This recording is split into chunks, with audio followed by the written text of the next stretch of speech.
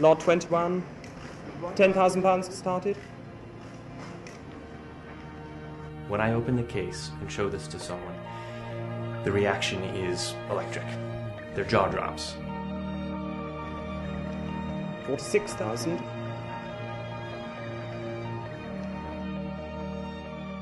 I had seen it a couple of times behind glass at exhibitions, and many times in books. But when I was in its presence, it was absolutely awe-inspiring. At 80,000 pounds then on my right, at 80,000, 82,000, 84,000. When you first see it, you don't even need to know anything about violins to know that this is something special. All down at 84,000, at 84,000 then on my right, all down, hills.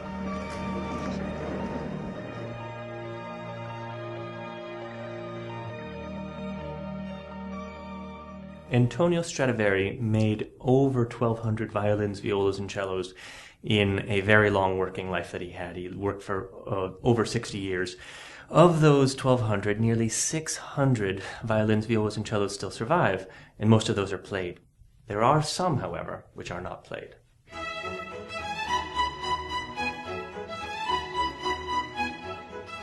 What makes Stradivari interesting as a maker is that he was able to so clearly translate his ideas about what a violin should be into the physical object, the violin as it left his hands. And in that regard, the Lady Blunt is such a key insight, unaltered by time.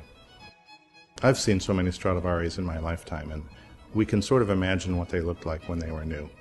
And we try to imagine what the maker was doing and what was his method of making the violin.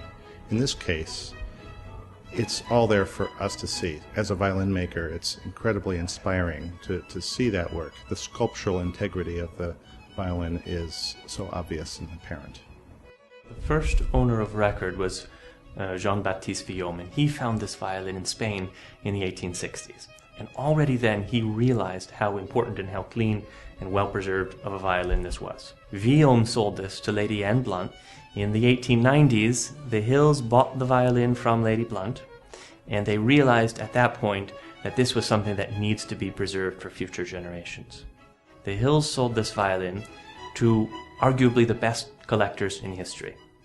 In 1971, this violin made world history by selling at Sotheby's for an unprecedented sum, and bidding was fierce.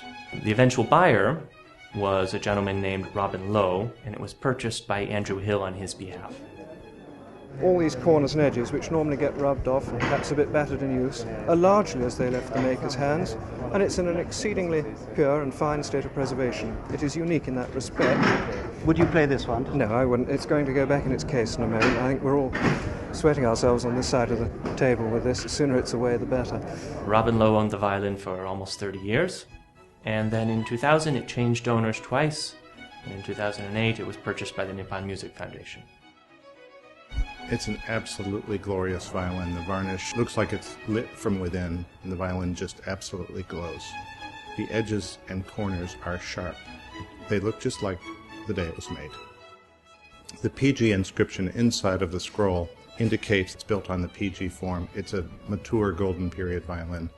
It's one of very few Stradivari violins still retaining its original neck.